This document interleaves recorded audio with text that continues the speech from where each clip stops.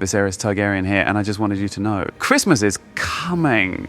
Let's talk about Loras, Tyrell, and Dragonstone. So I talked about this theory a little bit.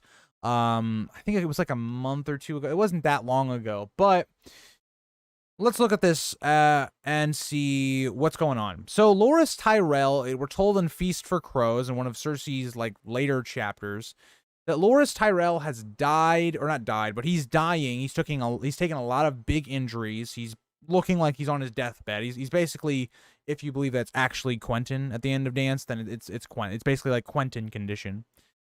And all of this was reported to Cersei by Oraine Waters.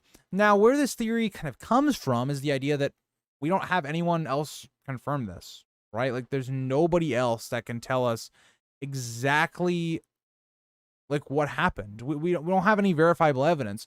And when you think about the timing, right? Like, this all happens like what, 3/4 of the way through Feast for Crows. Okay.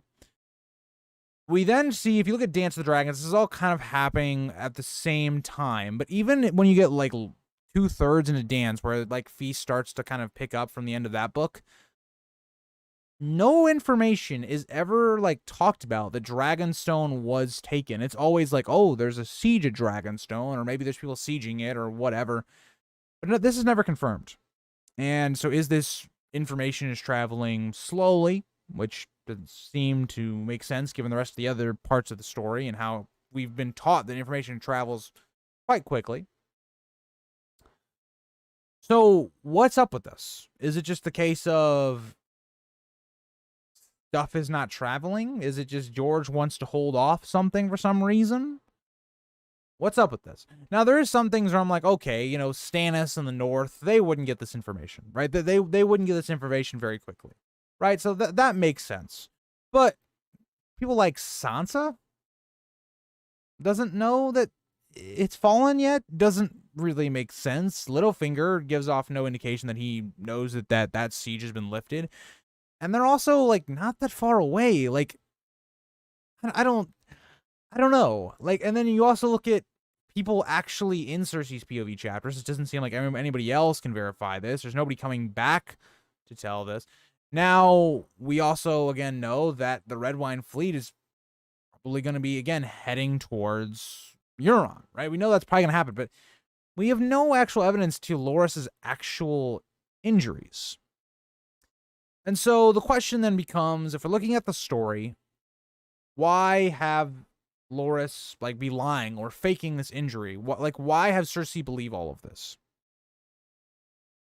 And that's the big question. Like, I don't know what the purpose would be. Would it just be to get Loras out of harm's way? Because Cersei's... When we look at all of this, I think it does make sense that Loras was, again, trying to stay hidden, or maybe just fake his death at this point, I guess.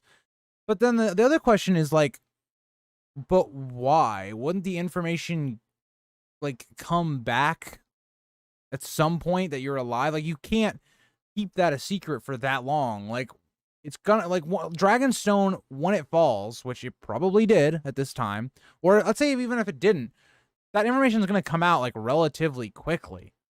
So this is one of those theories where, to me, there's a lot of questions, because I just don't, I can't grasp the concept of either way. Like, either way, there's some suspicious things going on. Like, why is Oraine Waters the only person that seems like knows what happens? Did nobody like send a bird to King's Landing or anywhere that all of this happened? Why is it only a hand, you know, like word of mouth thing? Is it maybe that they just didn't have any birds to send? They didn't have a maester there? I don't know. Like, I just don't... There's so many questions I have because nothing really adds up. Like, it doesn't make any sense as to why to hide it. But at the same time, George leaves a lot of gray area for us to speculate onto what actually happened there. Did the Tyrells find something that they want to keep a little, like, hush-hush? Who knows? But that seems also very unlikely because Stannis was there for so long. It would have seemed like he knew, you know, most of the places to find anything, and they're like dragon eggs or anything like that. So, like, how would the Tyrells then eventually just find this stuff? But I don't know. Could Loras be Dany's first ally in Westeros? I could see him being a bridge for Tyrion to learn what's happened. Loras is a interesting character because, and the Tyrells as a whole are very interesting because they're tied right now to the Lannisters as of right now. But at the same time, like, that could be undone pretty quickly. So I think George has kind of left the door wide open with the Tyrells, but I definitely could see Loras being kind of the person that, you know, could, what words am I looking for here? Bridge the gap between the two. George doesn't know what to do with Loras. That's it. I mean, his purpose was to link Renly to the Tyrell sport. What importance is Loras to the story now? The main importance for Loras is just going to be, well, I never mind. So Loras's impact on the story is really rough because he's a Kingsguard. Like, I was going to say his importance could be you could marry him off to someone, right? That would be his importance.